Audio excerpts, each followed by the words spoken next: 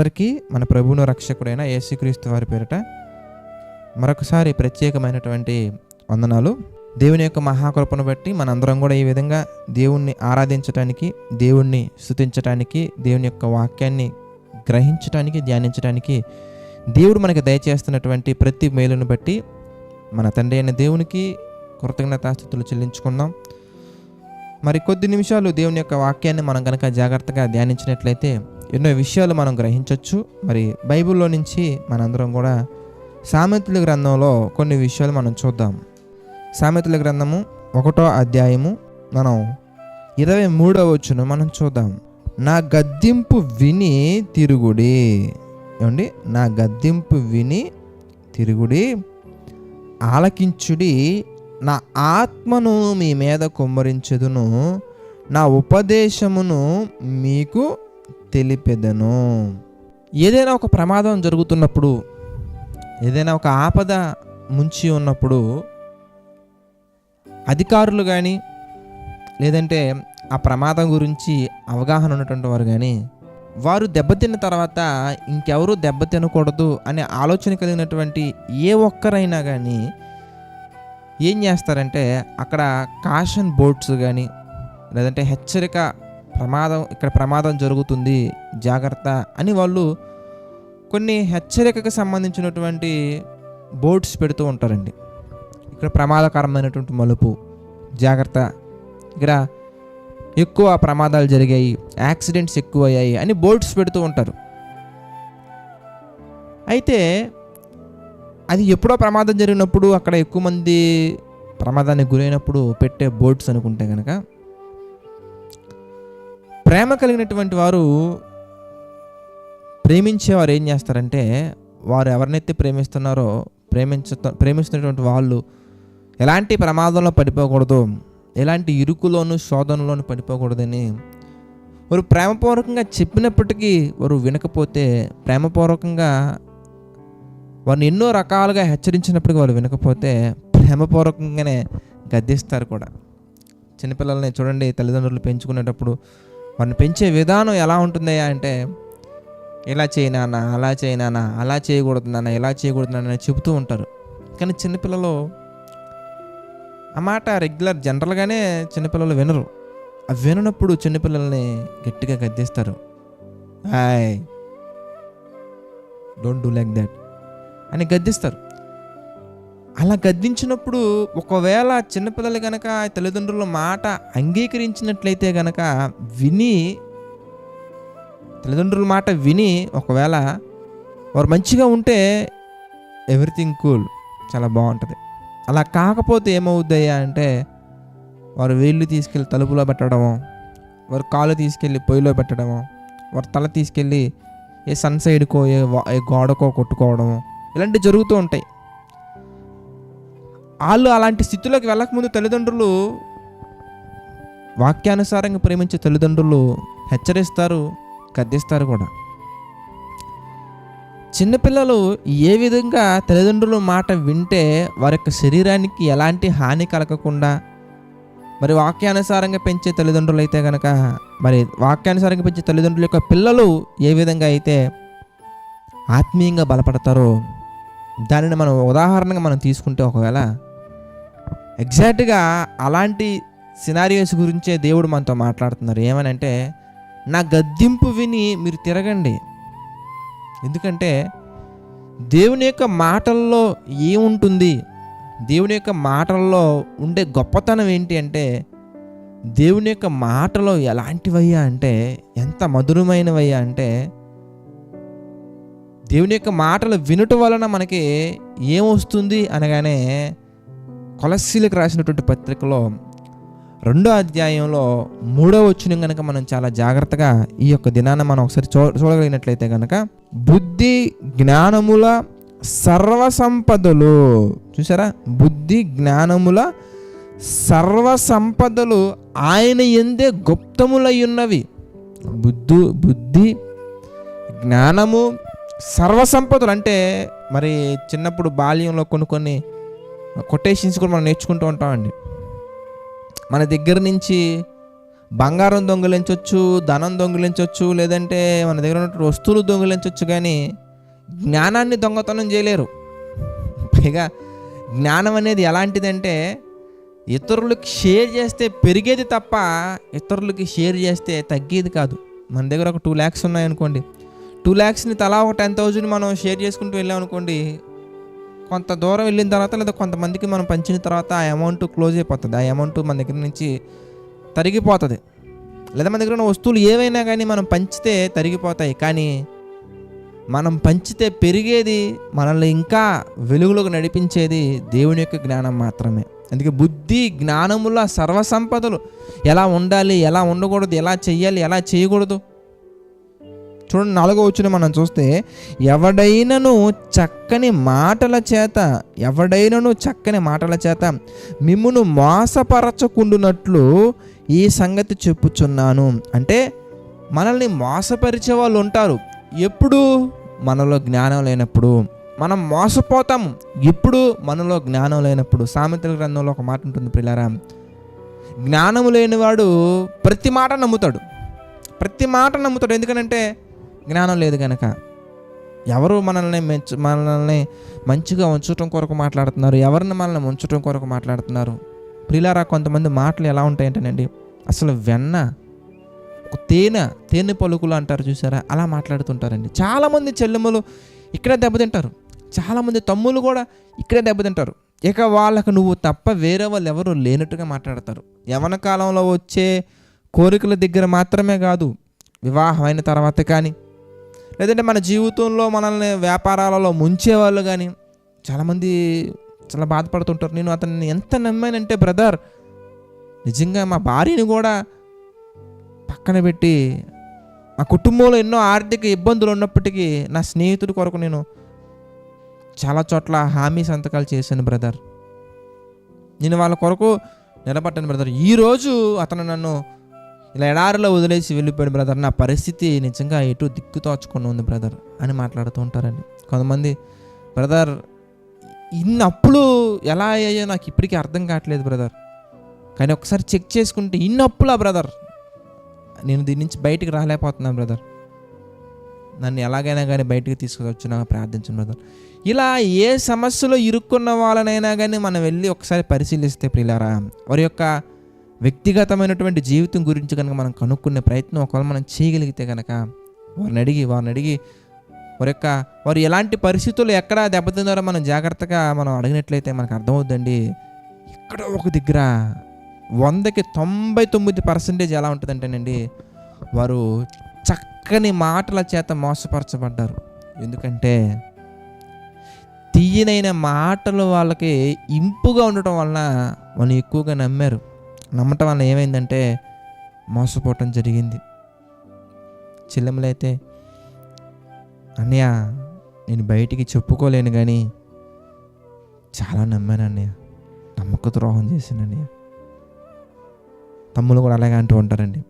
వాళ్ళు ఇంకా ఎలా మారిపోతారయ్యా అంటే, వాళ్ళ జీవితంలో తగిలినటువంటి ఆ గాయానికి, వాళ్ళ జీవితంలో తగిలినటువంటి ఆ బలమైనటువంటి ఆ దెబ్బకి వాళ్ళు ఎలా మారిపోతారంటే, అబ్బాయిలందరూ వేస్ట్, ఏ అబ్బాయి మంచోడు కాదు, అమ్మాయిలందరూ వేస్ట్, ఏ అమ్మాయి మంచిది కాదు.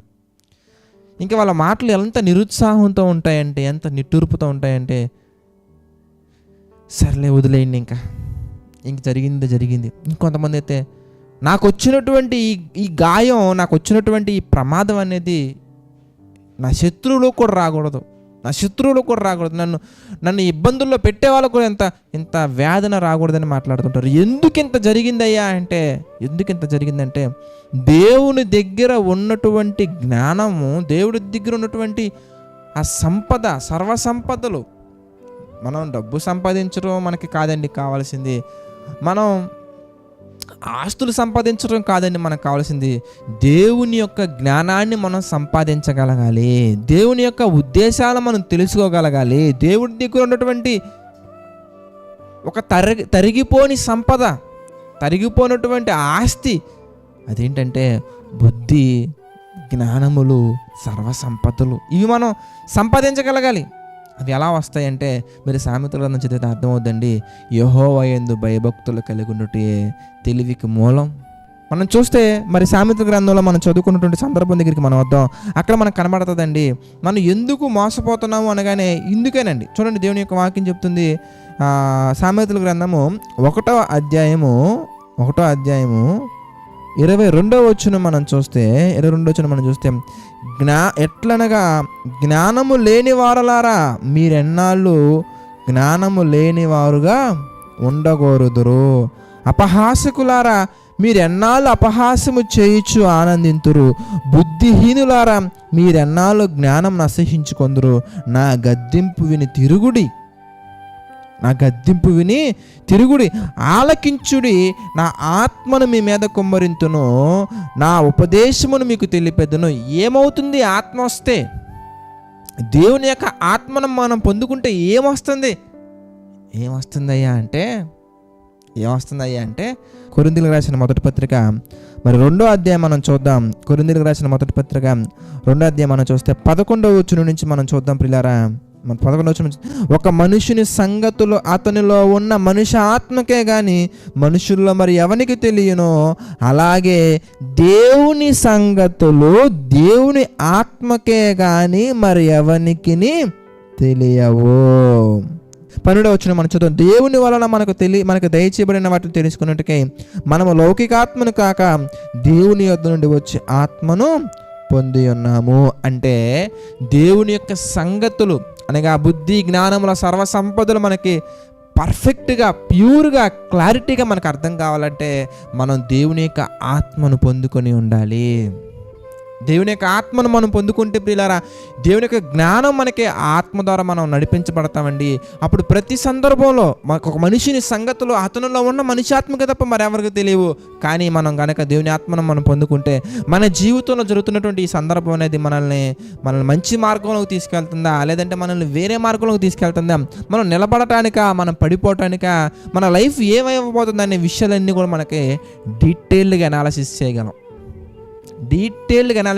మనం ఎందుకు మరి ఇతరులు నమ్ముతున్నాము, మనం ఎందుకు ఇతరులు చెప్పినటువంటివన్నీ మనం విని మోసపోతున్నామంటే ఒకటే కారణం అండి, ఏది కాదు ప్రియులారా, మనం నిజమైనటువంటి స్వభావం కలిగినటువంటి నమ్మకమైనటువంటి వారిని మనం ఎన్నుకోలేకపోతున్నాము. ఎందుకు ఎన్నుకోలేకపోతున్నాం అనగానే, ఎందుకు నమ్మకమైన పనులు మనం చేయలేకపోతున్నాం అనగానే, ఎందుకు మనం మోసపోతున్నాం అనగానే జ్ఞానము లేని వారుగా మనం ఉంటున్నాము కనుక. ఒకవేళ జ్ఞానం ఉంటే, జ్ఞానం కలిగిన వారు ఏం చేస్తారని ఒక సందర్భం మనకి బైబిల్లో మనకు కనబడుతుందండి.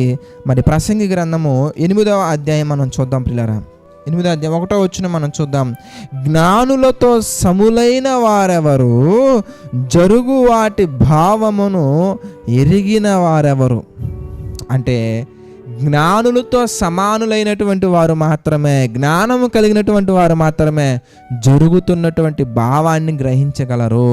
అలాంటి భావాన్ని మనం గ్రహించగలగాలంటే దేవుని జ్ఞానం మనకు కావాలి. దేవుని జ్ఞానం మనకు కావాలంటే దేవుడి యొక్క గద్దింపు వినాలి. తప్పు చెల్లమ్మా, అది చెయ్యొద్దు అని దేవుడు వాక్యం ద్వారా ఖండించినప్పుడు, దేవుడు వాక్యం ద్వారా గద్దించినప్పుడు మనం ఏం చేయాలంటే ఆ వాక్యాన్ని విని, నీతో దేవుడు సూటిగా మాట్లాడతారు, ఇదిగో నువ్వు ఇది చెయ్యొద్దు, ఇది చెయ్యాలి, ఇది చెయ్యి అని దేవుడు నిన్ను గద్దించినప్పుడు ఆ గద్దింపు విని మనం తిరగాలి, ఆయనకి లోబడాలి. ఆయనకి లోబడితే ఆయన అంటున్నారు, ఇదిగో నేను మీకు ఆత్మను అనుగ్రహించేదను, నీకు పరిశుద్ధాత్మని ఇస్తాను. ఆ ఆత్మను మనం పొందుకుంటే దేవుని జ్ఞానం మనలో ఉంటుందండి. అప్పుడు మనం ఏం చేయొచ్చు తెలుసా? ఓకే, ఇది మంచిది, ఇది చెడుది, ఇది మనల్ని మంచి మార్గంలో తీసుకెళ్ళట్లేదు. ఈ నడిపింపు మనకి ఎప్పుడు వస్తుందంటే, మనుషుల నడిపింపు కాదు మనకు కావాల్సింది, మనుషుల నాయకత్వం కాదు మనకు కావాల్సింది, మనుషుల యొక్క ఆలోచన ప్రకారంగా కాదు. మనకి ఏదన్నా ప్రాబ్లం వచ్చిందనుకోండి, ఆయన పెద్ద తలకాయ కదా, ఆయన బాగా చెప్తారులే అంటూ ఉంటారండి. పెద్ద తలకాయ కాదు, పరిశుద్ధాత్మ ఉంటే పర్ఫెక్షన్ వస్తుంది. పెద్ద తలకాయ ఉన్నటువంటి వారు మేబీ వారి అనుభవాన్ని బట్టి మనకు చెప్తారు. కానీ ప్రియులారా, దేవుని యొక్క ఆత్మానుభవం అనేది మనిషి యొక్క అనుభవం కంటే కూడా చాలా పెద్దది. అసలు మనం కంపేర్ చేయలేమండి. పరిశుద్ధాత్మ దేవుని నడిపింపు మనకి కావాలని మనం కోరుకోండి, పెద్ద మనుషుల నడిపింపు కాదండి. పెద్ద మనుషులు ఏముందండి, ఎవరు 100 రూపాయలు ఇస్తే వాళ్ళకి ఎక్కువ, వాళ్ళ తరపున మాట్లాడతారు. మనం కొన్ని సందర్భాల్లో మనం చూస్తున్నాం కదండి. కొన్ని చోట్ల కొంతమంది పెద్ద మనుషులు ఎలా ఉంటారంటే, అందరూ కాదులేండి, కొంతమంది పెద్ద మనుషులు ఎలా ఉంటారంటే 10,000 ఇవ్వు, మొత్తం సందర్భం అంతా నేను వైపు తిప్పేస్తాను నేను అంటారండి. వాళ్ళ దగ్గరికి వెళ్ళి వాళ్ళు 10,000 ఇస్తున్నారు, నువ్వు ఒక 20,000 ఇస్తావా, సందర్భం మొత్తం నీ వైపు తిప్పేస్తా, సిచ్యువేషన్ అంతా కూడా నీకు అనుకూలంగా చేసేస్తా అంటూ ఉంటారండి. అంటే వాళ్ళు మాట్లాడిందే మాట, వాళ్ళు మాట్లాడిందే వేదం అని మీరు వాళ్ళని నమ్మి వాళ్ళ దగ్గరికి వెళ్ళారు కనుక మీ జీవితంతో ఆటలాడుకుంటున్నారు వాళ్ళు. అలా కాకుండా దేవుని గద్దింపుని మనం దేవుని వైపు తిరిగినట్లయితే కనుక యవ్వన కాలంలో ఉన్నటువంటి వారికే కానివ్వండి, లేదంటే ఎవరికైనా కానీ ఏం చేయాలి, ఏం చేయకూడదు, ఏం చేస్తే ఏం జరుగుద్ది, ఎలా ఉంటే ఎలాంటి సమస్యలు వస్తాయి, ఎలాంటి సమాధానం దొరుకుతుంది అనే ఇవన్నీ కూడా మనకి డీటెయిల్గా, పర్ఫెక్ట్గా, ప్యూర్గా మనకి తెలియాలంటే మనం ఏం చేయాలో తెలుసా? దేవుని యొక్క చిత్త ప్రకారంగా మనం నడుచుకోగలగాలి. దేవుని యొక్క చిత్తానుసారంగా మన జీవితాన్ని మనం కట్టుకోగలగాలి. దేవుని యొక్క ఆలోచన చొప్పున మనం ముందుకు సాగగలగాలి. అందుకే నా గద్దింపు విని తిరుగుడి అంటే దేవుని యొక్క వాక్యం చెప్తుంది. దేవుని గద్దింపు విని మనం తిరిగితే ప్రియులారా ఎన్నో మేలులు మనం పొందుకుంటాము. ఆ మేలుల్లో ఒకటి అద్భుతమైనటువంటి మేలు ఏంటంటే పరిశుద్ధాత్మను మనం పొందుకుంటాం. పరిశుద్ధాత్మ మనం పొందుకుంటే ఏం జరుగుద్దయ్యా అంటే ప్రియులారా మన జీవితంలో ఎలాంటి కీడు మన తడికి రాకుండా ప్రతి మేలు మనం పొందగలం, ప్రతి విషయాన్ని మనం గ్రహించగలం. అప్పుడు మనకి ఎవరు మనల్ని ఏ రకంగా మోసం చేయడం కోసం వస్తున్నారు, ఆ మనుషులను మనం నమ్మొచ్చా లేదా, ఏ మాటలో నిజమెంత, ఏ మాటలో లోతు ఎంత, ఇవన్నీ మనం గ్రహించే శక్తి మనకి దేవుని జ్ఞానం ఉంటేనే మనకు వస్తుంది ప్రియులారా. కనుక అలాంటి జ్ఞానాన్ని మనం పొందుకోవాలని, అలాంటి జ్ఞానం ప్రకారంగా మరి జ్ఞానయుక్తంగా మనం నడుచుకోవాలని నేను మనస్ఫూర్తిగా కోరుకుంటూ నా ఈ మాటలు ముగిస్తున్నాను. ప్రార్థన చేసుకుందామండి. ప్రార్థన. ప్రేమ కలిగినటువంటి, దయగలిగినటువంటి మా ప్రియమైన పరలోకపు తండ్రి, పరిశుద్ధుడ, మహోన్నతుడ, సకల ఆశీర్వాదములకు కారణభూతులైన తండ్రి, అనేకమైన విషయాలు మాకు తెలియజేస్తూ తండ్రి మీ చిత్త ప్రకారంగా నడిపిస్తూ మమ్మల్ని ముందుకు తీసుకువెళ్తున్నందుకు కృతజ్ఞతాస్తుతులు చెల్లించుకుంటున్నాము తండ్రి. మమ్మల్ని దీవించండి, ఆశీర్వదించండి, బలపరచండి తండ్రి. మీ యొక్క చిత్త ప్రకారంగా తండ్రి ప్రతి పని మేము చేయనట్లుగా ఒక సహాయం చేయండి తండ్రి. ఈ ఉదయకాల సమయమున తండ్రి నీ మాటలు ధ్యానించడానికి, అదేవిధంగా తండ్రి నీ ఉద్దేశాల ప్రకారంగా నడుచుకోవడానికి, మిమ్మల్ని స్తుతించడానికి, ఆరాధించడానికి, మహిమపరచడానికి తండ్రి మీరు ఇచ్చినటువంటి ప్రతి అవకాశాన్ని బట్టి కృతజ్ఞతాస్తుతులు చెల్లించుకున్నాం తండ్రి. మరి ముఖ్యంగా తండ్రి ఈ రోజున మా తండ్రి చూడలేనటువంటి వారు ఎంతోమంది ఉండగా తండ్రి ప్రభువా సజీవుల సంఖ్యలో మమ్మల్ని ఉంచుతండి, మృతుల సంఖ్యలో చేర్చగా తండ్రి మీ యొక్క మాటలు గ్రహించడానికి, మీ చిత్త ప్రకారం నడుచుకోవడానికి మీరు సహాయం చేస్తున్నారు తండ్రి. అందుని బట్టి మీకే మహిమ, ఘనత, ప్రభావాలు చెల్లించుకుంటున్నాం ప్రభువా. తండ్రి మమ్మల్ని దీవించండి, ఆదరించండి తండ్రి, బలపరచండి ప్రభువా. ఆర్థిక, ఆరోగ్య, మానసిక సమస్యలు కురిగిన ప్రతి ఒక్కరిని మీరు జ్ఞాపకం చేసుకోండి తండ్రి. ప్రతి ఒక్కరికి మీ కృప తోడుగా ఉంచి నడిపించండి, సహాయం చేయండి, బలపరచండి తండ్రి. పరిశుద్ధుడా, మహోన్నతుడా తండ్రి, పరిచర్యను మా తండ్రి యథార్థంగా కొనసాగిస్తున్న ప్రతి సేవకులను, వారి కుటుంబాలను మీరు దీవించండి, ఆశీర్వదించండి తండ్రి. జేసీ చర్చి పరిచర్యను మీరు జ్ఞాపకం చేసుకుని తండ్రి. ప్రభు ఆర్థికంగా కొరతగా ఉన్న ప్రతి ఒక్కటి మా తండ్రి, కుదువుగా ఉన్న ప్రతి ఒక్కటి మా తండ్రి మీ చిత్త ప్రకారంగా జ్ఞాపకం చేసుకుని తండ్రి. మీ చిత్త ప్రకారంగా తీర్చండి, మీ చిత్త ప్రకారంగా బలపరచండి, మీ చిత్త ప్రకారంగా ఆదరించండి తండ్రి. ప్రతి ఒక్కటి కూడా మా తండ్రి మీ యొక్క ఆలోచన చొప్పున జరిగించమని మా అందరి జీవితాలను మా తండ్రి మీకు అప్పగించుకుంటూ తండ్రి సమస్త మహిమ, ఘనత, ప్రభావాలు మీకే చెల్లించుకుంటూ మరొకసారి తండ్రి మా ప్రభువును రక్షకుడైన యేసుక్రీస్తు వారి పేరిట ఈ ప్రార్థన అడిగి వేడుకొనుచున్నాము తండ్రి. ఆమేన్. అందరికీ వందనాలండి. God bless you all.